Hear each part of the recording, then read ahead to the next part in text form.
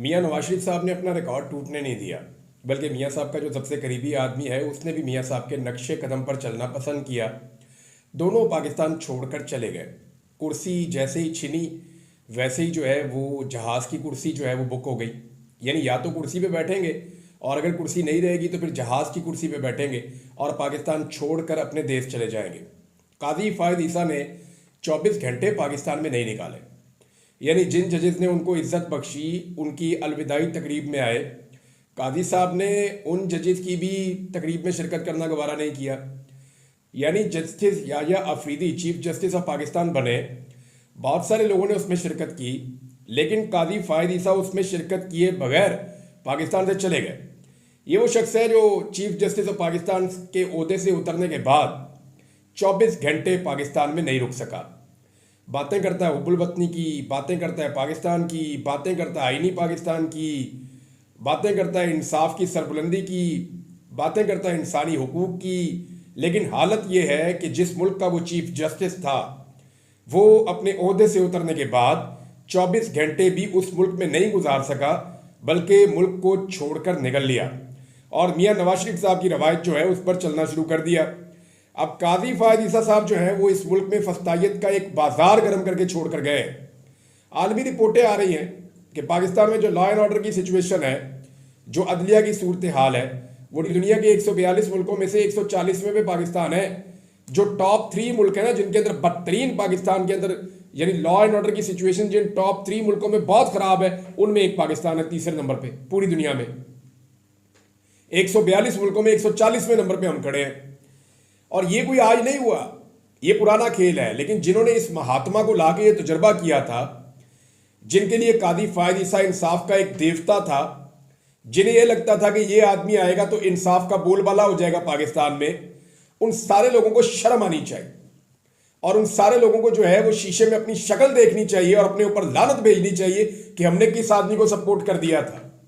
यानी ये वो कादी फायद ईसा है जिसके दौर में फिर अदलिया बेहतर होनी चाहिए थी ना। इतना बड़ा महात्मा लाके आपने बैठा दिया था, इंसाफ का देवता, तो बेहतर होनी चाहिए थी। कोई बेहतरी नहीं आई, कोई बेहतरी नहीं आई और जाते जाते भी इंसाफ का गला घूंट कर गए।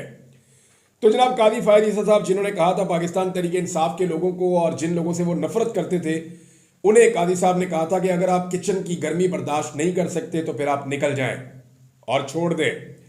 तो कादी साहब हम आज भी किचन में खड़े हैं। हमने 2.5 साल इस फस्तायत को बर्दाश्त किया है।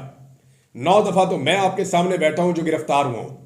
मुझे अगवा किया गया, रियासती जबर का मैं शिकार हुआ। इस मुल्क के इदारों ने मेरे ऊपर बदतरीन टॉर्चर किया, मुझे मेरा मौक़िफ़ बदलने पर मजबूर किया। मैं आपसे इंसाफ मांगता रहा और आपने मुझे बुलाकर इंसाफ नहीं दिया।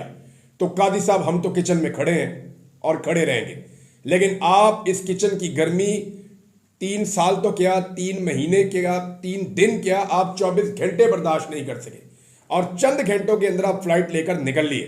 अब तक की इतला के मुताबिक कादी साहब जो है वो पहुंच गए थे इस्तांबुल। अब पता नहीं आगे कहाँ जाएंगे। बहरहाल मियां नवाज शरीफ साहब को फॉलो किया उन्होंने, लंदन प्लान का हिस्सा थे दोनों लोग। तो मियां नवाज शरीफ साहब ने भी अपना रिकॉर्ड टूटने नहीं दिया।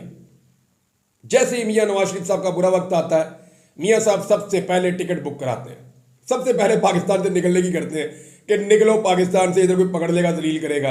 और पाकिस्तान में तो हालात वैसे ही मियां साहब के बहुत खराब हैं। जैसे ही गेम मियां साहब के हाथ से निकली, मियां साहब पाकिस्तान से फरार हो गए, निकल गए। अच्छा, मियां साहब ने निकल के जाना कहा था, पहले दुबई पहुंचे, वहां बादशाहत है, लेकिन वहां पे भी मियां साहब का इस्तकबाल हुआ। लेकिन मियां साहब का सही इस्तकबाल हुआ जो ओवरसीज पाकिस्तानियों ने एवन फील्ड अपार्टमेंट जो मियां साहब के हैं उनके बाहर खड़े होकर जो इस्तकबाल किया, वो तारीखी इस्तकबाल है और मियां साहब और उनकी नस्लें उसे याद रखेंगी।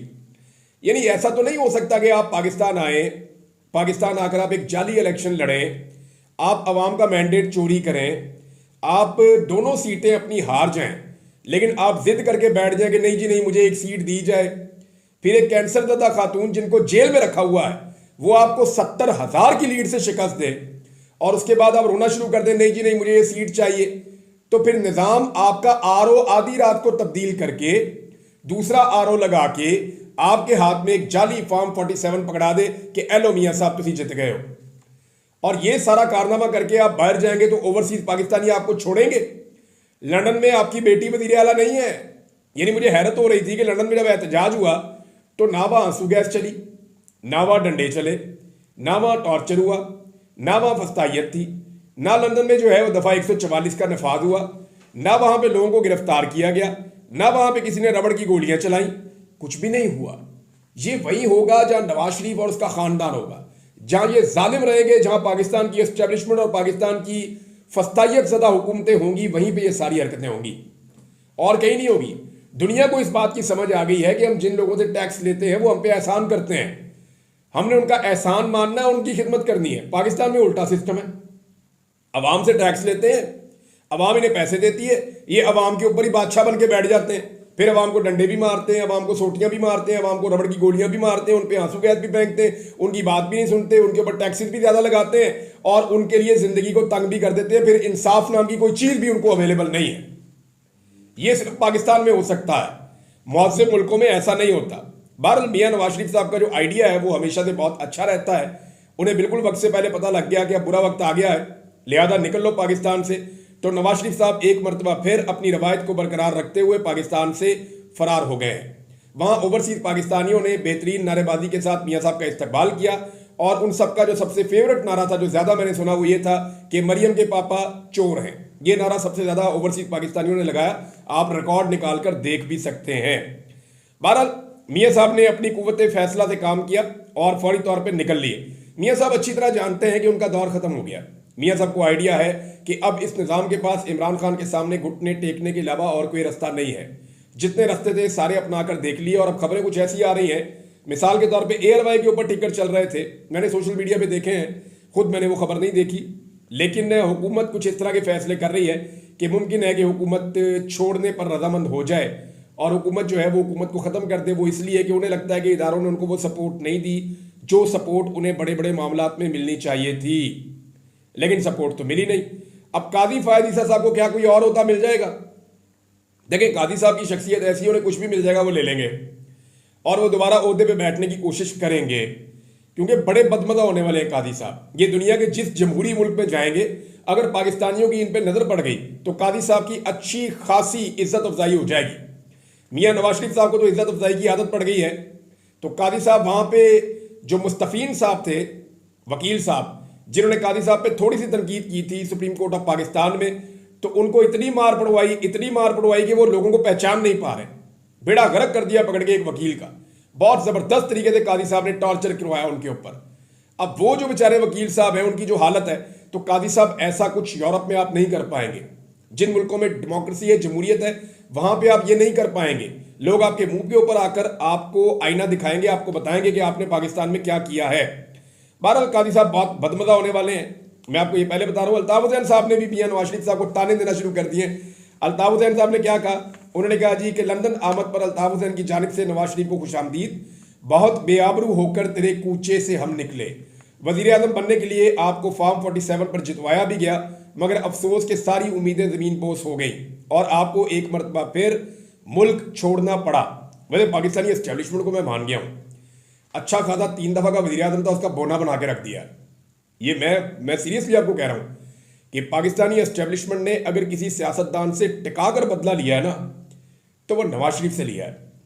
यानी नवाज शरीफ ने एस्टेब्लिशमेंट को चैलेंज किया बगैर पब्लिक सपोर्ट के। चैलेंज वो करे जो खुद साफ हो, जिसने कभी करप्शन ना की हो, बेईमानी ना की हो, मनी लॉन्ड्रिंग ना की हो, 2 नंबरी ना की हो, तो वो बंदा चैलेंज कर दो, अच्छा भी लगता है।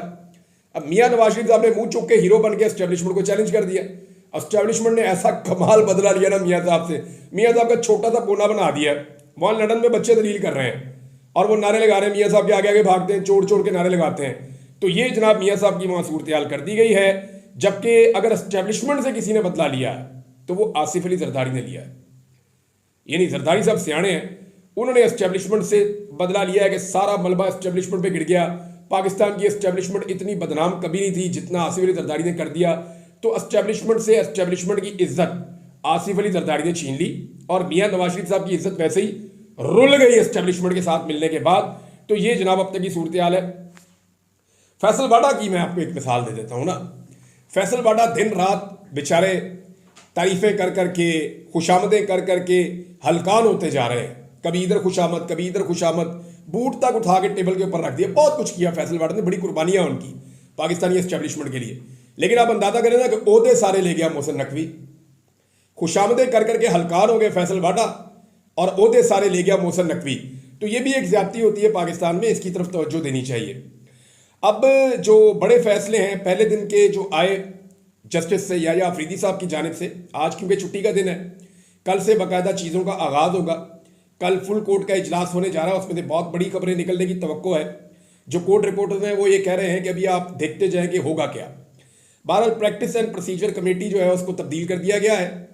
दो बड़े मुतालबात जो जस्टिस मुनीब अख्तर साहब के और जस्टिस मंसूर अली शाह साहब के थे, दोनों मान लिए हैं चीफ जस्टिस ने।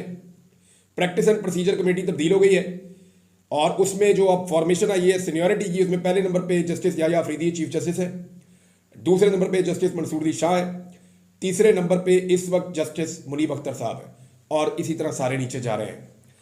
फुल कोर्ट का इजलास भी 28 तारीख को यानी सोमवार वाले दिन तलब कर दिया गया है। सुप्रीम जुडिशल काउंसिल का इजलास भी तलब कर दिया गया है और इंसदाद दहशतगर्दी जो जजेस की कारकर्दगी के हवाले से, दहशतगर्दी की जो अदालतें हैं वहाँ जो जजेस की कारकर्दगी है उसकी वजह से 9 मई के मामला हल ही नहीं हो रहे। अब देखते हैं वहाँ चीफ जस्टिस क्या करते हैं, लेकिन उस पर भी उन्होंने इजलास तलब कर दिया है और ये भी कहा कि तमाम बेंचेस की जो अब कवरेज है वो लाइव होगी, यानी जो भी समाअत होगी उसको लाइव दिखाया जाएगा, तमाम अदालतों को लाइव दिखाया जाएगा, सिर्फ कोर्ट रूम नंबर 1 जो है उसको लाइव नहीं दिखाया जाएगा। अब अगर किसी अदालत में इमरान खान साहब पेश हो गए ऑनलाइन भी, तो पूरी कौम उनको देख लेगी, मैं इस बात की उम्मीद करता हूं। उसकी वजह यह है कि इससे पहले जब इमरान खान साहब पेश हुए थे तो उस वक्त कादी फायद ईसा साहब चीफ जस्टिस थे, उन्होंने कोशिश की कि जनाब इमरान खान साहब को लोग ना देख सकें।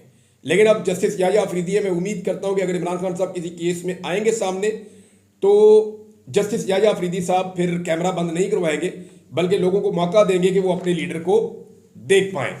अब कुछ खबरें वाले जनाब मेरे पास, एक तो बड़ी खबर यह है कि justice Babar Sattar Islamabad high court में वापस आ गए हैं और जस्टिस तारिक महमूद जहांगीरी साहब के खिलाफ जो सोशल मीडिया पे एक कंपेन चलाई गई थी उनकी 40 डिग्री के हवाले से, तो उस पर तौहीन अदालत की कार्रवाई हो रही थी, वो समाअत के लिए मुकर्रर हो गया है। इसमें कुछ ऐसे एंकर्स जिनको एस्टेब्लिशमेंट की ईमा के ऊपर वो जजेस की तौहीन करते रहे हैं, उन एंकर्स के नाम भी हैं। तो देखते हैं यहाँ पे अब आगे जाकर क्या होता है। हुकूमत ने 27वीं आईनी तरमीम की बात करना शुरू कर दी है, तो क्या वाकई 27वीं आईनी तरमीम आ रही है? मैं आपको बताता हूँ, ये खेल है। देखिए हुकूमत का बस चले तो वो 27वीं आईनी तरमीम तो ले आए, लेकिन अब कादी फायद ईसा तो है नहीं जो सहूलतकारी करेंगे कि बंदे उठा लो, बीवियाँ उठा लो, बहुएं उठा लो, बेटियाँ उठा लो। अब ये वाली सहूलतकारी तो कादी फायद ईसा ही कर सकते थे ना, कोई और जज तो नहीं कर सकेगा। और अगर याह्या अफरीदी साहब करेंगे तो वो भी कादी फायद ईसा बन जाएंगे जल्द, और एक दिन आएगा 3 साल बाद उनका टेन्योर भी खत्म हो जाएगा। तो लोग उन्हें किस तरह याद रखेंगे ये वो अच्छी तरह जानते हैं। बहरहाल 27वीं आईनी तरमीम का जिक्र इसलिए हो रहा है कि 26वीं आईनी तरमीम पर मट्टी डाली जा सके। इस वक्त जो है ना 26वीं आईनी तरमीम वो पाकिस्तान में नहीं पूरी दुनिया में डिस्कस हो रही है। पाकिस्तान की अदलिया के ऊपर जिस तरह का शब खून मारा गया है और जो जुल्म और ज्यादती पाकिस्तान की अदलिया के साथ की गई है, ऐसी सूरत हाल में 26वीं आईनी तरमीम पर से तवज्जो हटाना जरूरी है।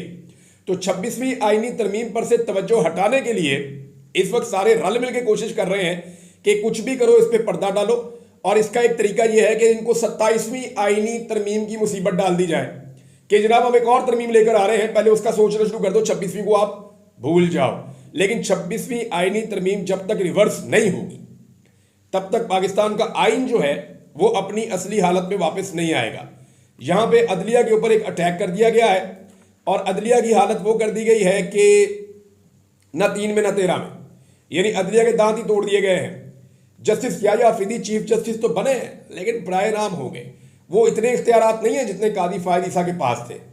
लिहाजा 26वीं आईनी तरमीम के ऊपर एक फुल कोर्ट बेंच बनना चाहिए, पूरी अदालत को मिलकर उसके ऊपर फैसला करना चाहिए। और ये ज़रूरी नहीं है कि तमाम मामला आईनी अदालत में जाएंगे, ये मामला जो है फुल कोर्ट में भी जा सकता है क्योंकि ज़्यादा अहमियत का हामिल मामला है। लिहाजा आईनी तरमीम को फुल कोर्ट में भी ले जाया जा सकता है। मैं इस पर लीगल ओपिनियन लूंगा वकला की और फिर मैं आपको बताऊंगा कि एक्चुअली इसमें क्या हो सकता है। फजलुर रहमान साहब ने नाज़रीन एक स्टेटमेंट दिया है, पहले मैं आपको स्टेटमेंट पढ़ के सुनाता हूं, फिर मैं आपको उसकी हकीकत बताता हूं।